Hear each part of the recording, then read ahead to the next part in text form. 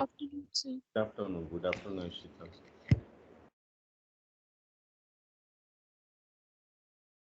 We'll wait for a couple of minutes.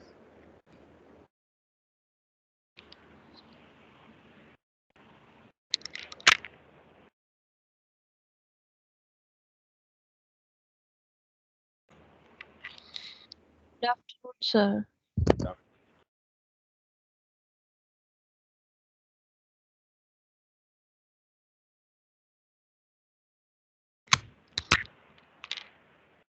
Good afternoon, sir.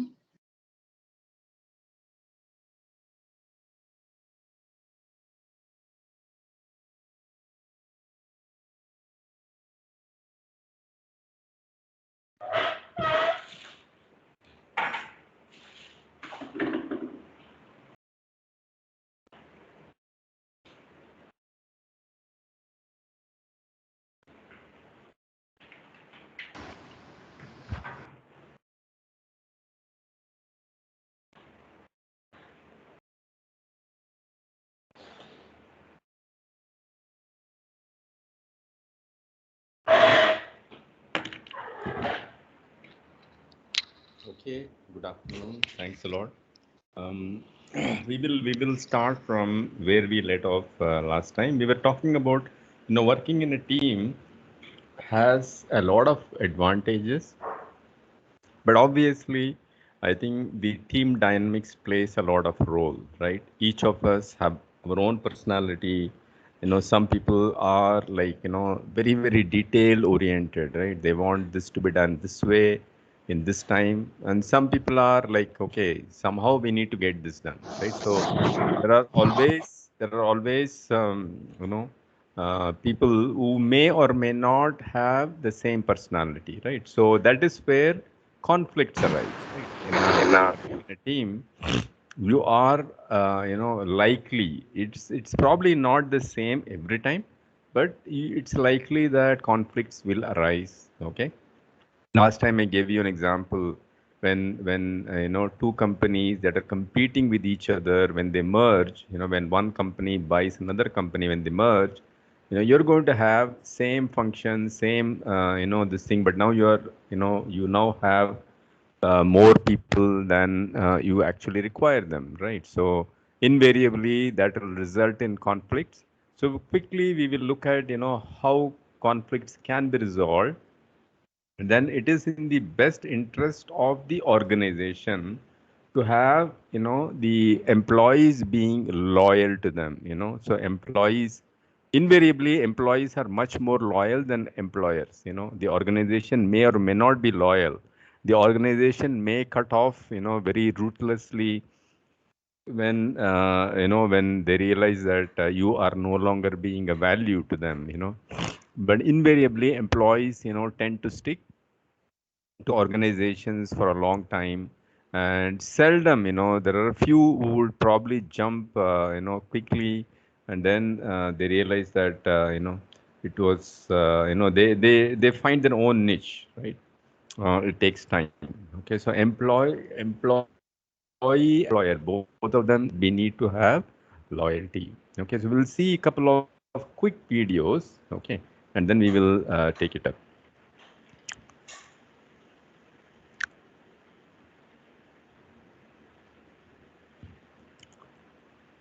All right. I've shared my screen. I hope this is visible to all of you. So these are short videos. Okay. I would say there's two clear signs that would indicate when a conflict is about to become a negative conflict for the team or for the business.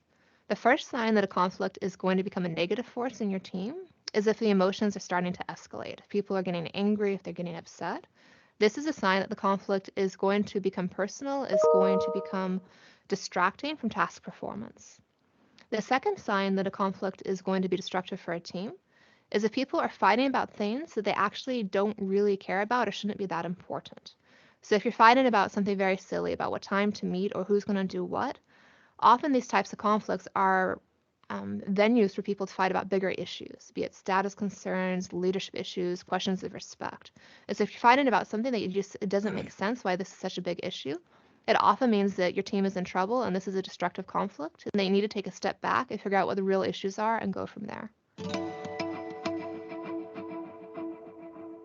Conflicts generally start with one person who's listening to a group discussion and thinks, gee, I really don't agree with what's being said here. I should say something. So the person expresses conflict, and the other people in the team have the choice to reflect on that and to offer feedback, to agree or disagree. Generally, one person will offer feedback to what the person said. So you think we should take strategy X? Well, actually, I think we should take strategy Y. At this point, you have an interpersonal conflict between two people in the team. The other 5 team members could be sitting there watching and deciding whether or not they should choose to engage or not. Conflicts at this stage generally are the most positive for team performance because the two people engaging are engaging because of authentic interest in the issue and differences in opinion or information that need to be reconciled. However, as a conflict starts to escalate and to grow and to involve more members, members may not always join for reasons due to the question being fought about. They could join because they get emotional, the people are starting to yell or to get angry and they also get emotional. Could also be that they're helping political alliances, that their boss or their friend or someone they're close to is involved in the conflict and they feel the need to join in to support them. This is the second phase of conflict and where subgroups start to form. And when there's subgroups involved in a conflict, again, it intensifies, it escalates, and it's more likely to become personal and destructive than that initial conflict between the two people who had just different pieces of information. And as these subgroups start to fight with one another, over time, any remaining members that weren't involved in the conflict have no choice. They're going to be sucked in as well. And then you have a true team brawl, which is not going to be a good thing for team performance. If a manager detects a conflict in the team, the first thing that the manager should do is to identify what's being discussed and who's involved and why. So if he sees 2 members or she sees 2 members discussing an issue that's very related to the task and the members seem to be engaging in this debate because they want to make the team better, as a manager, this is a conflict that you should allow to go out. Just let it play out and to see where they come to in this conflict.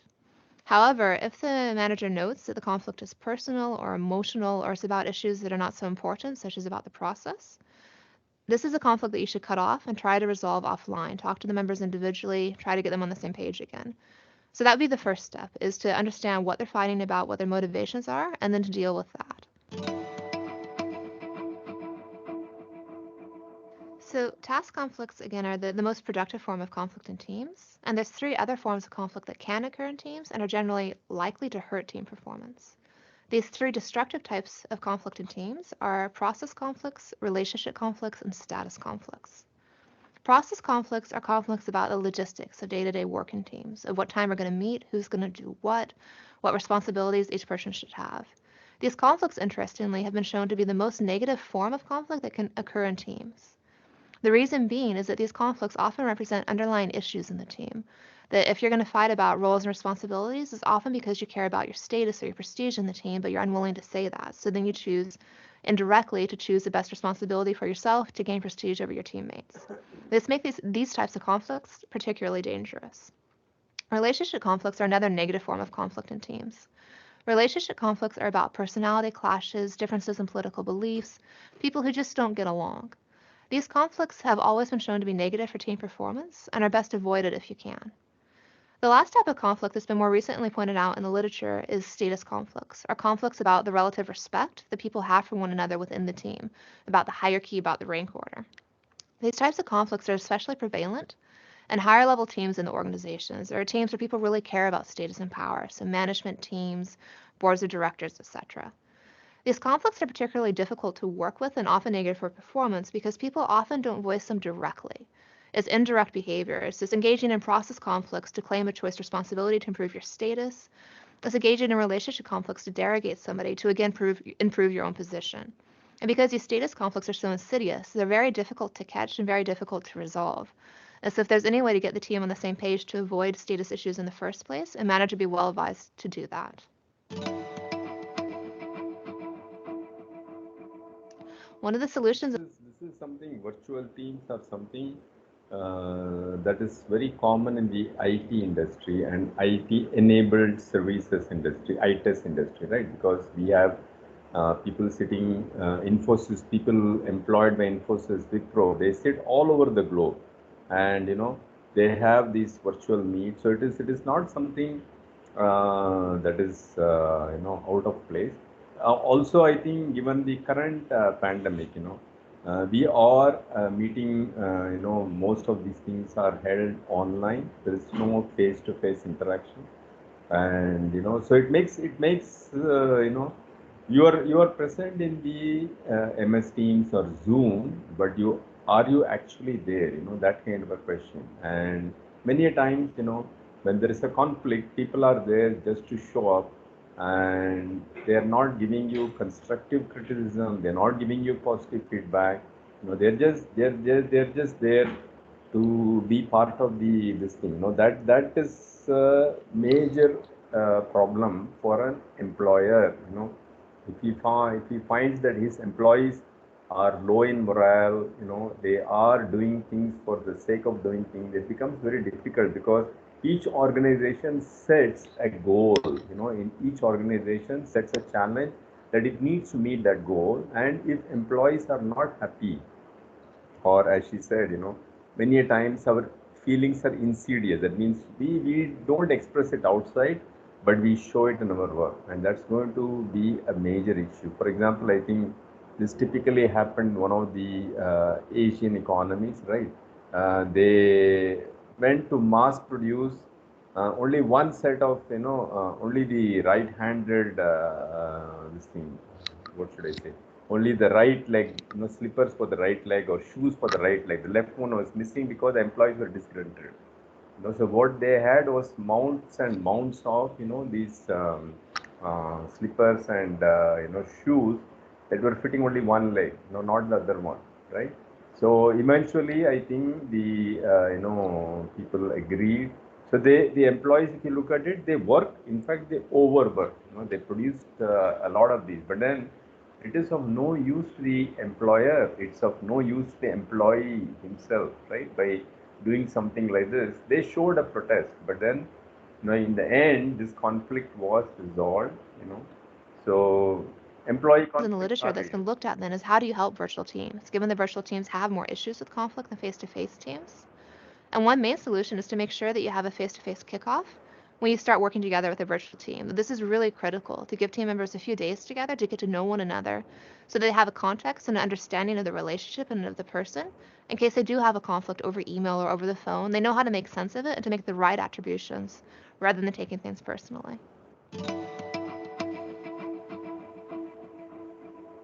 If conflict isn't managed and isn't dealt with, and it transforms into a negative form of conflict, be it process conflict, relationship conflict, status conflict, it can tear a team to pieces. There's been research that shows that conflict leads to psychosomatic complaints, people get burnout, they get depressed, they leave the company, and the teams eventually can dissolve. So the dangers of not resolving conflict are huge. It's something that managers really do need to take seriously in the daily life of their teams, is to monitor their conflicts and prevent them from getting to that point.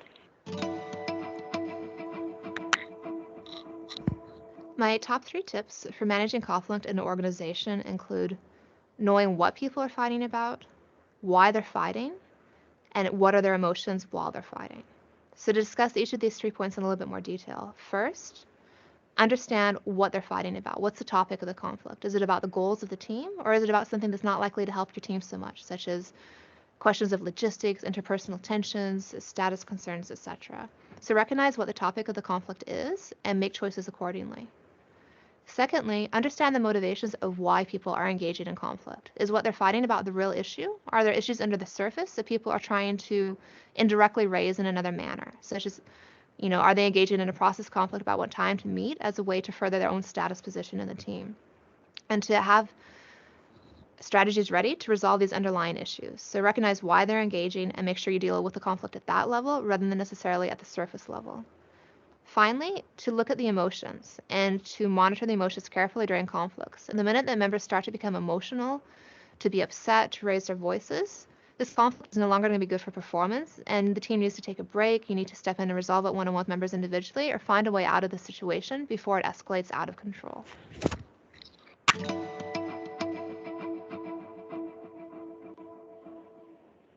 All right. Right. So conflicts are, real. Let's quickly look at the employer-employee loyalty.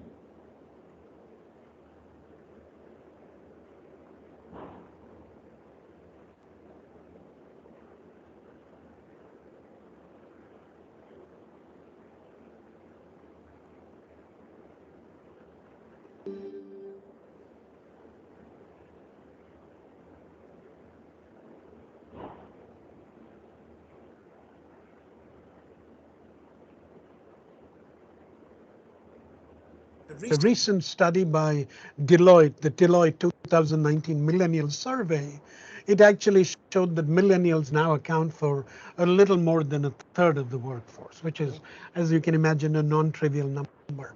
Interestingly, the survey also suggested that they're not particularly optimistic either about the economy or, for that matter, the state of leadership of enterprises, not just in America, but the world over. Well, I think there's a crisis of leadership in government, in corporations, and kind of broadly speaking, especially given the last 20, 30 years of what people have seen.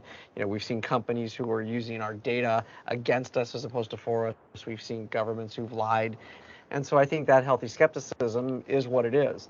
On the other hand, I find that when you're working with the younger people, the energy and the brightness that they bring is awesome. They want to do good. So this is something that's directly of relevance to you, right? All you young people, when you are going to be employed, you're going to bring in a lot of energy, you're going to bring in a lot of enthusiasm. But at the same time, you need to be, careful on how you do things. You need to, obviously, you can't, be employed and you do what you want to do. That is not going to help the organization. Each organization, as I said, has a hierarchy, and each person, down the line has a specific task cut out, and you're supposed to do a task the way it has been told to you, right? Good and they want to do well. And as managers, can you channel that into making something positive and have a positive impact? Maybe they'll only stay with your company for 3 years, but if you treat them well, will they talk well of the organization after they leave? And by the way, maybe you redesign a job in a way that allows them to do multiple things, and maybe they'll stay longer. I think companies need to be far more open-minded about what the relationship looks like between employees or managers and workers, and how do you make it a positive thing over an extended period of time. So earlier, Michelle, when we were having lunch, you were mentioning that the millennials had 3 signature tests. Income was one, flexibility was another, and then there was a third element as well. It was along the question of what are the most important characteristics for millennials. And again, it's where they are on their journey. Right. In general, income and benefits are of top most importance to them, followed very closely by flexibility. And flexibility as defined, going back to the first question, which is the holistic person, right? So for one person, flexibility may be, I'd like to work from home a couple days a week and avoid the commute. For someone else, it's, I need to have a flexible schedule because I'm doing my side hustle. And I'm incorporating that as part of my life. That flexibility element I have found with this generation is increasingly important. Right. So is this side hustle that you so charmingly refer to? There's probably a better term for it. It is. So what does it mean for employee loyalty, or is that like an outmoded idea that we've got to consign to the dustbin? I think it goes to what Rob was saying, is that there is less loyalty toward an individual company or organization, born of perhaps their journey, which saw a recession, saw a housing crisis, saw parents maybe struggle economically, and so they're not going to put all their eggs in one basket. And so the side hustle is both a necessity for economic stability, as well as this fuels me. This fuels my life, and this is important to me. Right. So you have hedgers, if you will. Correct. And they hedge. But I'm very drawn to your emphasis on how much contagious positive energy the millennials have. But what I also see you recommending, and I want to make sure my understanding is right, you're suggesting, hey, the way we design organizations is not like one size fits all, but it's the era of mass customization. Is that what it is? Well, there's a big part of that. And I think if you look at the tools of communication and of collaboration, it allows people to do things differently that were done in the past. I think that you'll see the way organizations are constructed on a global basis will not be what historically was the old hub and spoke model, where you have like a headquarters and then labor arbitrage to have cheaper labor in manufacturing or in engineering or in customer service. Now you'll see organizations act more and behave like mesh networks. And there you'll have, clusters of organizations and people that will be able to work together in a much more egalitarian way. And I think that plays into a lot of what the millennials want to do. And maybe they relocate to a someplace for 60 days as opposed to for 2 years. And that constant change, which they're used to when how they consume media, they're used to in how they communicate with each other, the organization ends up taking on some of those attributes. I think that's exciting. I mean, if I were young, I think it would be great, all the wonderful things that I would get to do and how my life might be different in 90 days than it is today. So I see that as a positive thing. Do you, Michelle? Absolutely. I can't add to any more. 100% agree.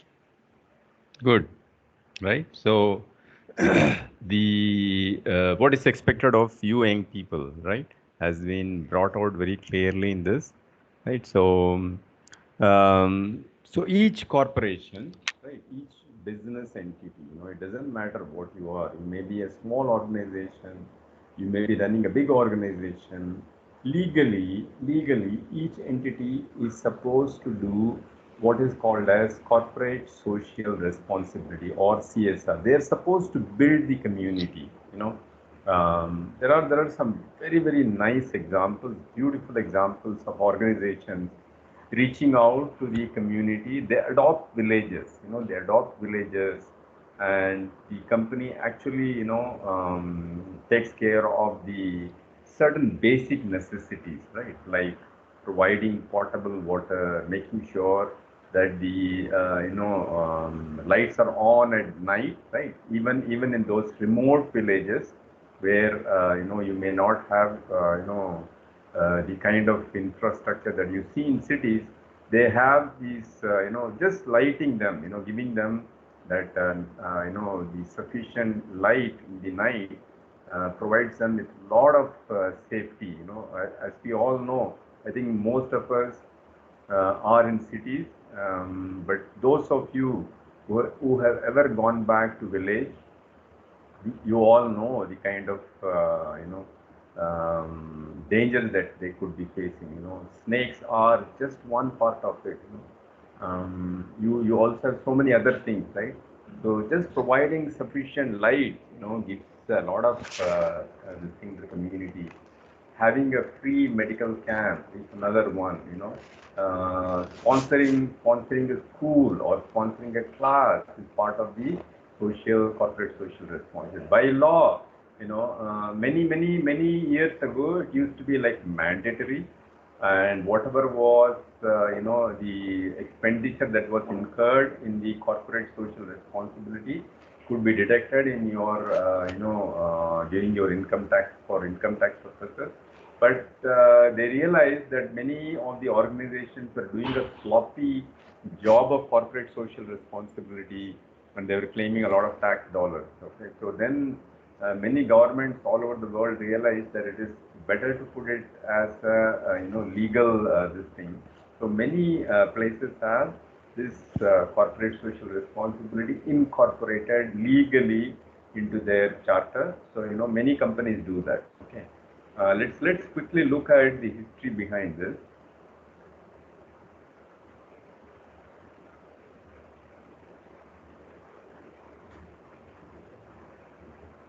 Back, and it is to have a simple idea that we are trying to do as much as we can as a corporate social responsibility. What is your organization doing for your bit for the society? I'm very excited to teach you on this module, and let us look at what is there on the agenda today. Well, we will talk about the definition of CSR, importance to be socially responsible, 5 reasons why CSR happens, development goals for the organization for CSR, 4 dimensions of CSR, benefits of CSR, and business impact of CSR. We will also look at corporate awards for commitment to CSR, which has been given out globally. So let's understand what is CSR. Well, to give you a definition, corporate social responsibility is a business approach that contributes to sustainable development by delivering economic, social, and environmental benefits for all the stakeholders. CSR is a management concept which has been started so that the organization or corporate can look at economic, social, as well as environmental challenges which are being faced by people so that their interaction becomes better with the stakeholders.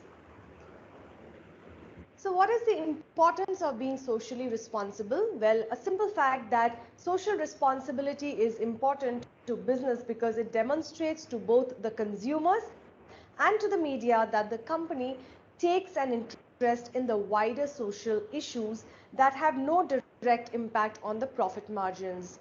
Not always you need to work for profits, right? At times you need to do your bit for the society so that you have a feeling of doing social service for people without really expecting anything back in return.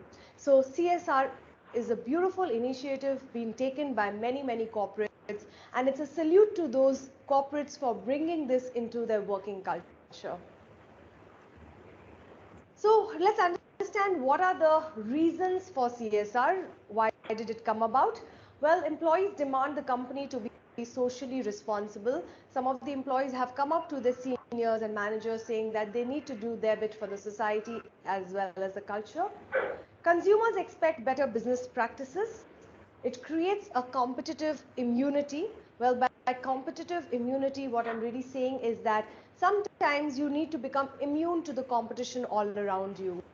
You need to not concentrate on what your competitors are doing well and be in competition with them.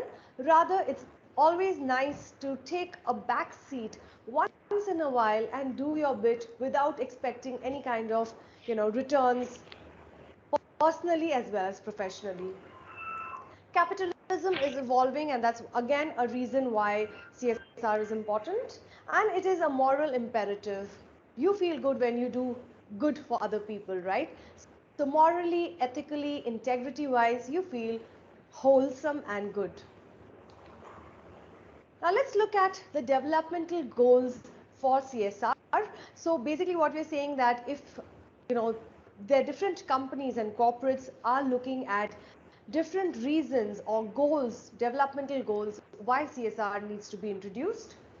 They want to eradicate poverty, so no poverty all across India, and people are above, living above the poverty line. Zero hunger, so nobody should go hungry in this entire country. There should be food for everyone. Good health and well-being. Well, if you're physically fit, you're mentally fit. So hence it's important to have a good health in yourself. Fourth is quality education. Everyone in our country should be, having good quality education, and companies are really going out of their way to educate people who cannot really afford to be educated. They don't have the kind of means and the kind of money to really go out and educate themselves. Fifth is gender equality. So a lot of companies are actually fighting for making sure that women get as much of equality as men in their, wherever they are. So gender equality is something that they really want to focus on. Clean water and sanitization, our country and our corporates are doing as much as they can to make sure that there are proper hygiene conditions, and sanitization is something that they're really looking at upgrading. Affordable and clean energy, something that's not there in the villages in our country. Of course, it's there in the urban lifestyle, but people in villages are really struggling for power, electricity, and the basics, etc. Eighth is decent work and economic growth. Ninth is industry, innovation, and infrastructure. So wherever it's possible and feasible, we will be having good infrastructure industries so that people also get employment. 10th is reduced inequalities. 11th is sustainable cities and communication. So we are doing our bit to make smart cities in our country and trying to make sure that, countries or cities which have the level of upgrading themselves are being helped out by the corporates. 12th is responsible consumption as well as production. Climate action, so we are trying to do our bit to make sure that there is greenery all around and not much of wastage of paper. We are trying to go green, and most of the corporates have taken this responsibility of going green. 14 is life below the water. So even below the water, all the animals and fishes and all of the flora and fauna, etc., needs to be conserved and needs not to be removed. So life below the water also needs to have a good life. Life on land, also needs to be making sure that it's really people really like living wholesomely above on the land as well. 16, this peace, justice and strong institutions. So people should get free justice, and people should really be able to do things in a peaceful manner without having to undergo any kind of mental trauma or stress. So these were the developmental goals of CSR, which most of the corporates in India have taken a responsibility for, which is a great thing to do. Now friends, let's look at 4 dimensions of CSR. So if we look at a pyramid, we have 4 dimensions that every corporate is taking into consideration. You have economical, you have legal, ethical, as well as discretionary responsibilities. So at the very bottom, you have economic responsibility. So everybody wants to be profitable, but at the same time, doing their bit for the society and yet become. So it's very, very important that every business, businesses are not charity, right? And every business has employees. Employees demand bonuses. Employees demand hikes, and so it is imperative that businesses do well, generate enough profit so that they keep the employees happy, and a part of that profit can actually go into building the society or the community wherever they are doing this. Okay. Becoming profitable. Legal responsibilities, people want everyone in the country to obey the laws, because only if you obey the laws, you are a country which has really tried to match to our foreign counterparts, wherein they really obey the laws so well. Nobody breaks laws over there. So we are trying to make sure that legally our country is obeying all the laws and all the citizens are obeying the laws. Ethical responsibility, so do things which are right. Morally, you should be having a great sense of belief that whatever you do it the right way and not the wrong way. And discretionary, which is contribute to the entire community and quality of life. So friends, these were the 4 dimensions of CSR. Now let's take a look at what are the benefits of CSR. Now most of the corporates have taken the initiative to be having corporate social responsibility in their corporates and organizations. What are some of the benefits of doing so? You have winning new businesses, because a lot of people try to win, get more businesses through them. Enhanced relationship with your stakeholders. Attracting, retaining and maintaining a happy workforce, because when people do good, they feel good. Media interest and good reputation in the market is something that definitely everyone wants. Access to funding opportunities. A lot of people outside are ready to fund your organization if you are doing your bit for the society. You also have enhancing your influence in the industry. Differentiating yourself from your competitor. Not everybody is doing CSR, so if your company or corporate is doing CSR, it gives you an edge above your competitors. Saving money on energy and operating cost, and increase in customer retention. Your customers are likely to retain with you if you are doing something for them without expecting anything back. So these are in short the benefits of CSR. Now what is the business impact of CSR? While you are doing your bit for the society, how does it affect your organization? So positive shareholder value, you get a good shareholder value. You have definitely increased revenue, which everyone wants. Operationally, you are efficient, you're working operationally very well. Innovation, you're able to think out of the box, and creative thinking, which is the need of the hour. Customers are attracted to you. Access to equity capital and license to operate. These are certain business impacts of CSR. Now, there are, the government of India and the overall globe has come up with certain awards for companies who are following CSR. And let's take a look at what these awards are globally. You have the Corporate Citizenship Award, National Sustainable Award, Corporate Environmental Protection Award, Golden Peacock Award for CSR, Fortune Admired Award, and Alcan Prize for Sustainability. Let, let me see. I thought I had a quick movie on this. Let me see if I can find out where it is. Give me a minute.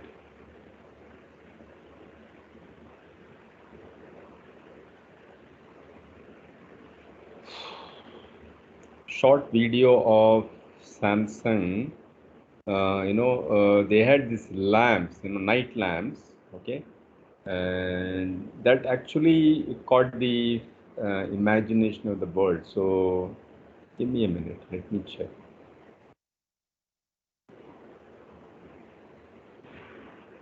This was I just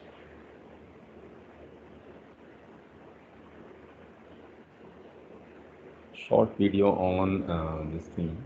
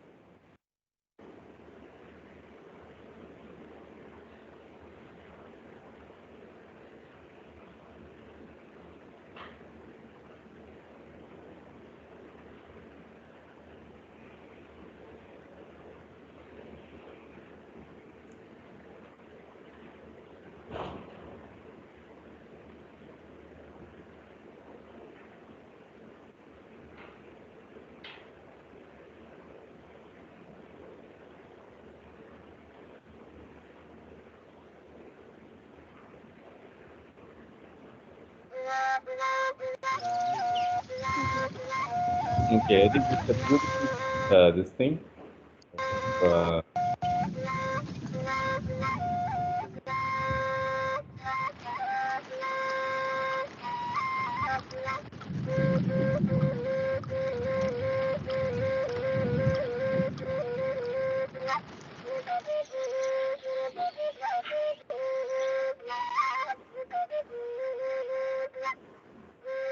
Ani maqaan koo Asteer Kababaa jedhama. Kanan itti dhaladhe ganda jilaa qeerransaa keessaa obbolaa dhiiraa shanan qaba kan dubaraa sadiyan qaba. Hundaallee isaatu homaa qabannee kan duraa achi keenya jechuudha. Lakkoofsa dareetti turre.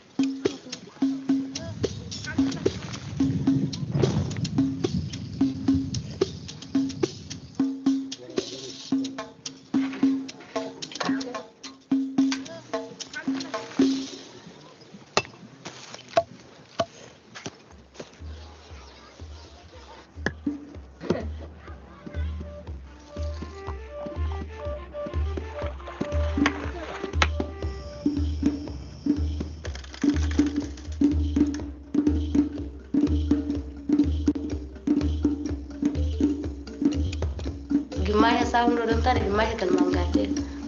Karan galmaan gaadde keessaa kan gundoon duraanii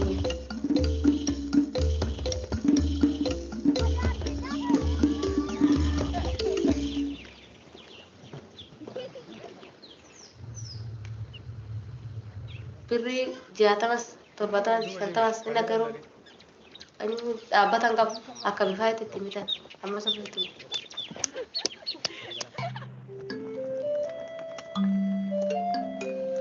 Ani na fiki ya gurguree kana ittiin qarshii ittiin naannu isa ibsadhee ittiin hodhaa hodhee kaanii itti hodhuma hodhadhee ofii kiyyaa mana jireenyaallee magaalaa ofii kiyyaa nan bitadhee ittiin ijaaradhee na yaada.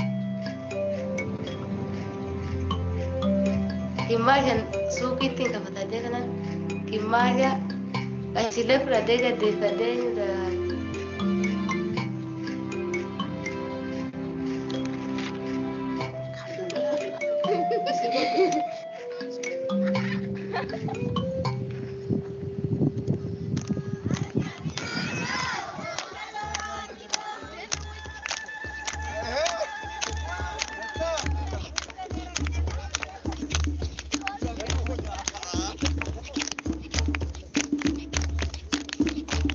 Bye. baay'ee fuuldura keenyatti gisee hundaayyuu baay'ee natti tolee kan dasne.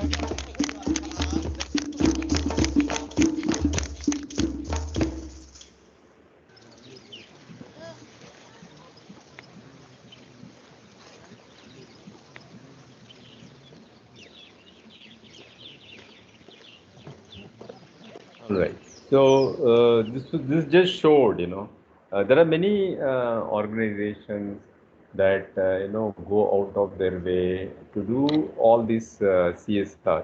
There are many elements in CSR. It depends on the organization.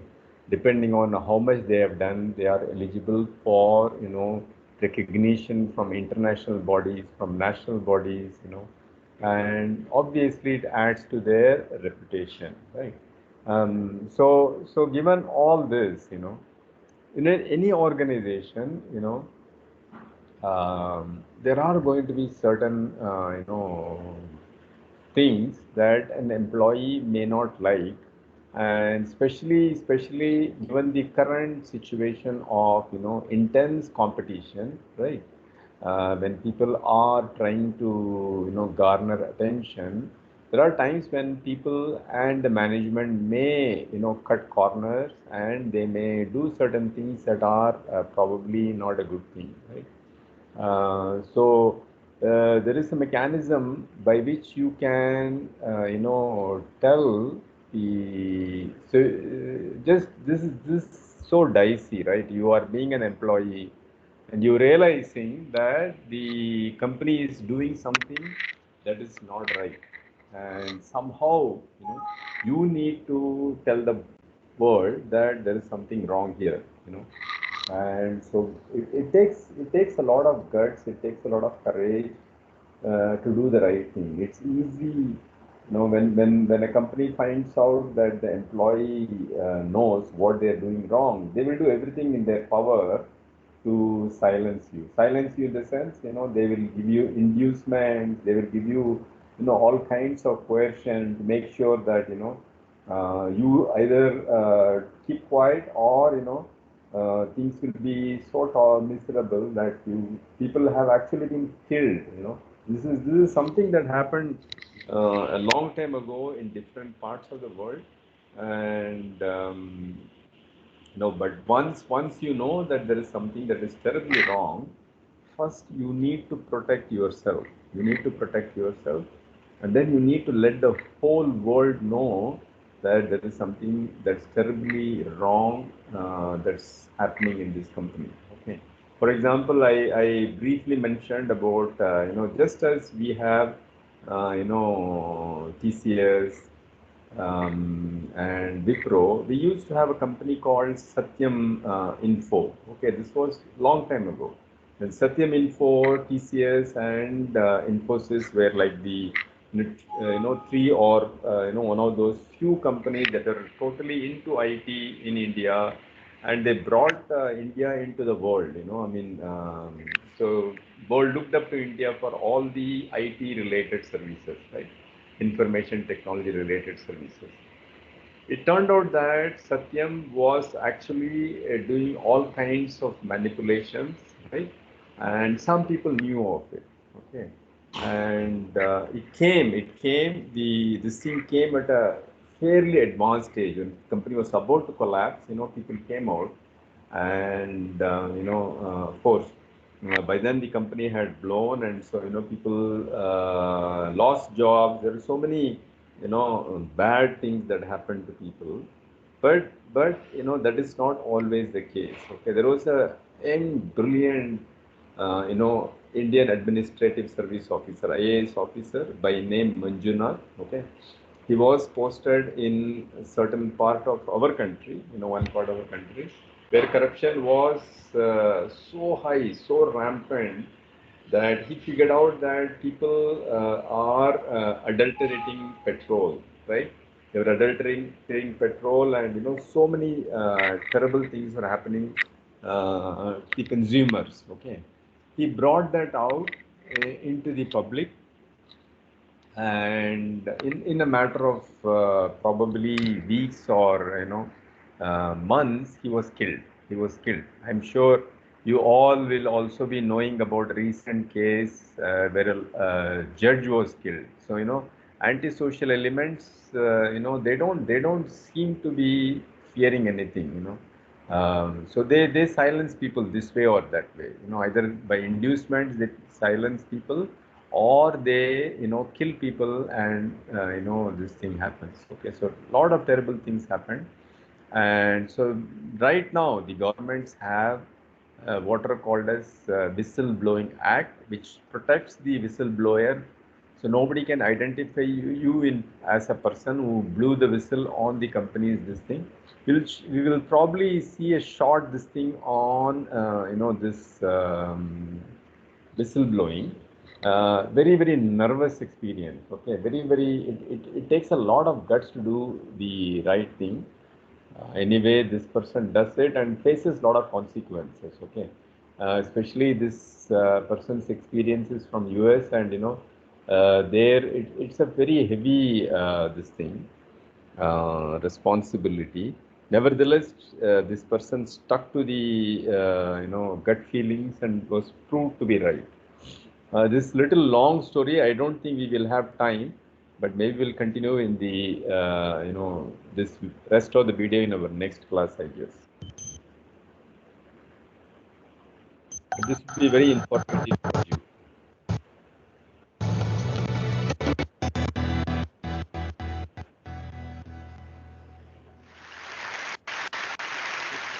So I had graduated 7 years ago from Berkeley with a dual degree in molecular and cell biology and linguistics. And I'd gone to a career fair here on campus where I'd gotten an interview with a startup called Theranos.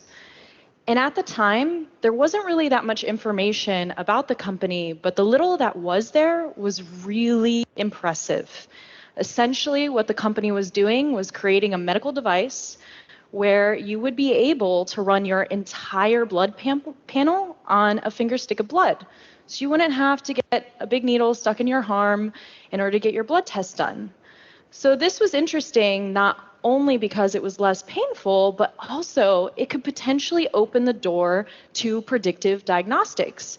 If you had a device that allowed for more frequent and continuous diagnosis, potentially you could diagnose disease before someone got sick.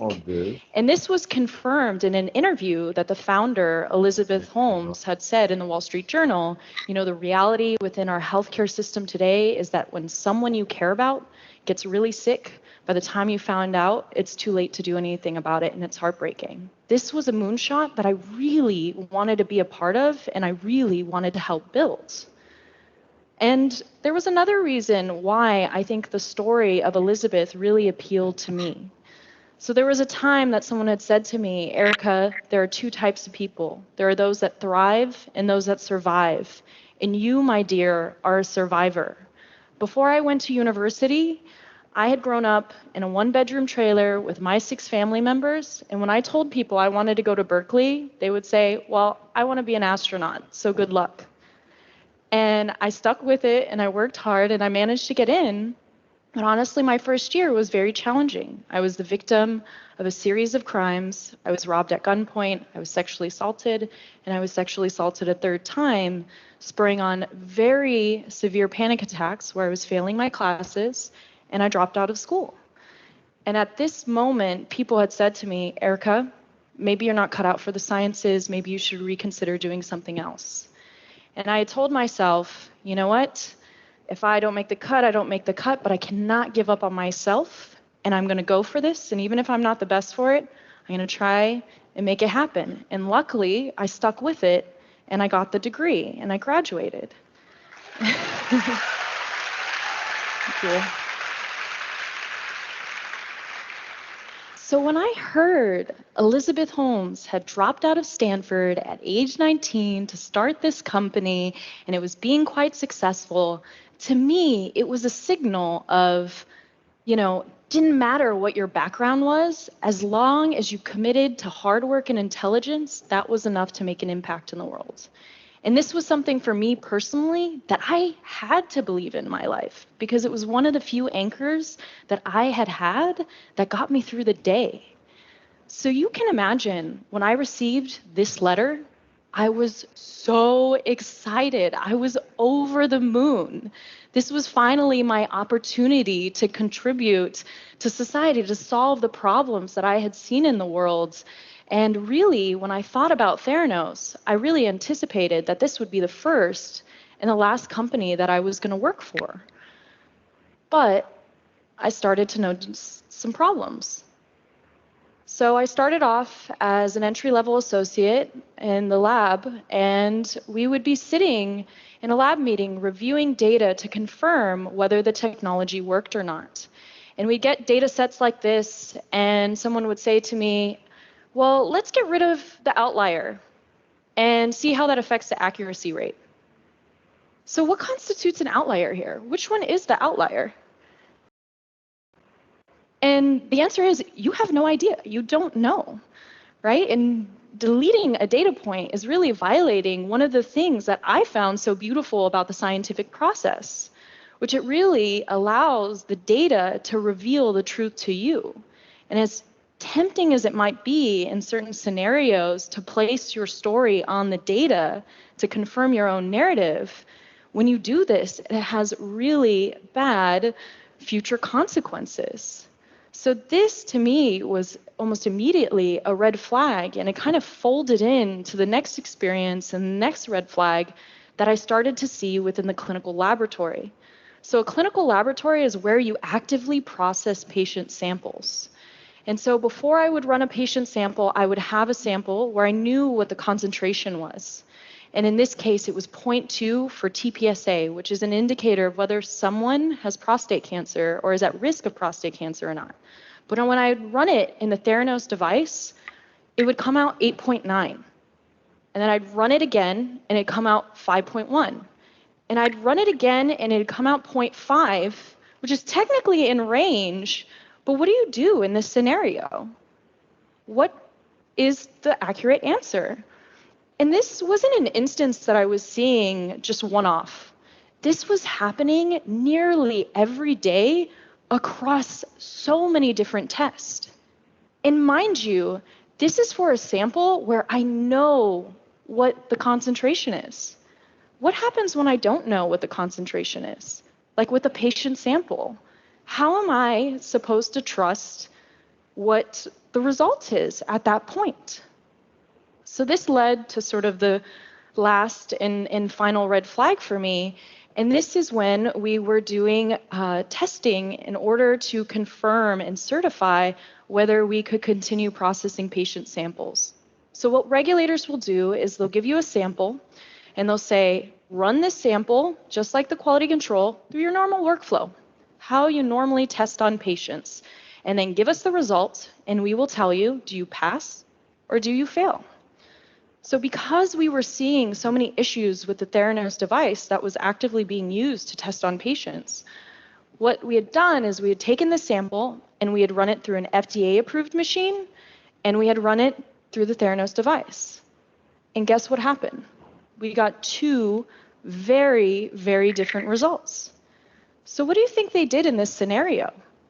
You would anticipate that you would tell the regulators, like, we have some discrepancies here with this new technology. But instead, Theranos had sent the results of the FDA-approved machine. So what does this signal to you?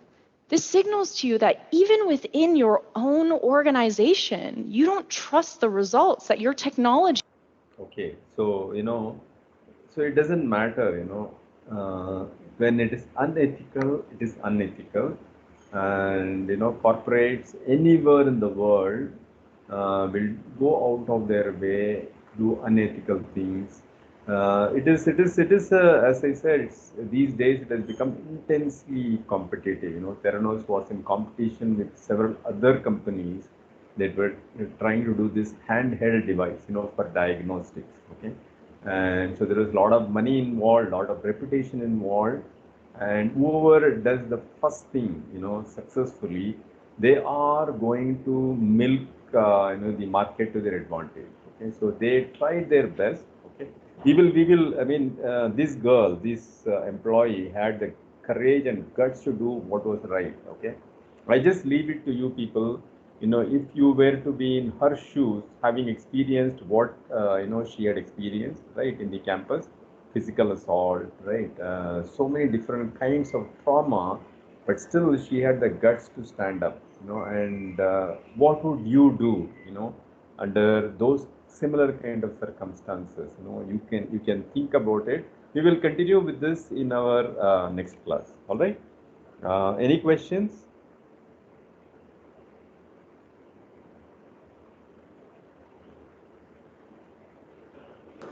No, sir, no questions. No questions. Okay.